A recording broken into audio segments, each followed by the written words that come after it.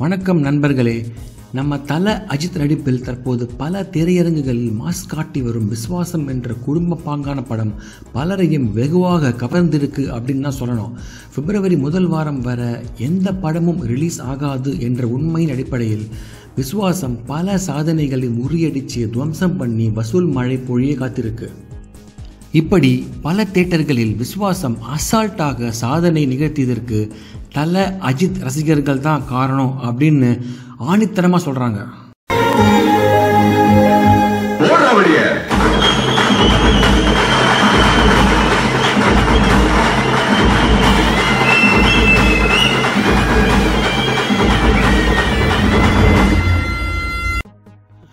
சாதாரண மக்கள் மற்றும் ரசிகர்கள் போக பிரபலங்களுக்கும் தனி காட்சிகள் ஏற்பாடு செய்யப்பட்டு வருகிறது. இந்த நிலையில் பார்த்தீங்கன்னாக்க நடிகர் சூர்யா மற்றும் ஜோதிகா சிவகுமார் குடும்பத்திற்கு பிரசாத் லேப்ல இன்னைக்கு பிரத்யேக விஸ்வாசம் படம் திரையிடப்பட்டது. விஸ்வாசம் மெகா வெற்றியை தொடர்ந்து தல அஜித்தோட அடுத்த படம் தகவல் அதிகாரப்பூர்வமாக வெளியானது. என்னன்னா, போனி கபூர் ப்ரொடக்ஷன் பேவ்யூவில் வினோத் இயக்கத்தில் ஹிந்தியில் வெற்றி கண்ட பிங்கோட ரீமேக் தான் தல 59.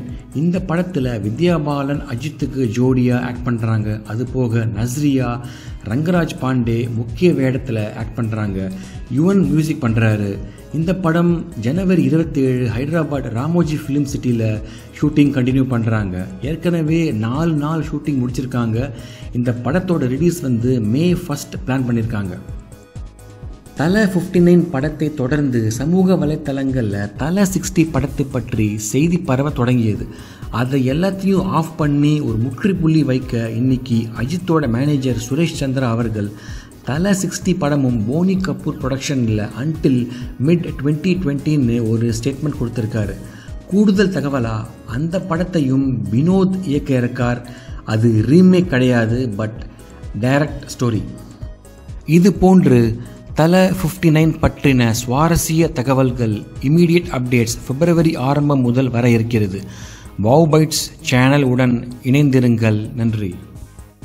இந்த வீடியோ உங்களுக்கு பிடிச்சதுன்னா லைக் பண்ணுங்க, ஷேர் பண்ணுங்க, சேனலுக்கு சப்ஸ்கிரைப் பண்ணுங்க.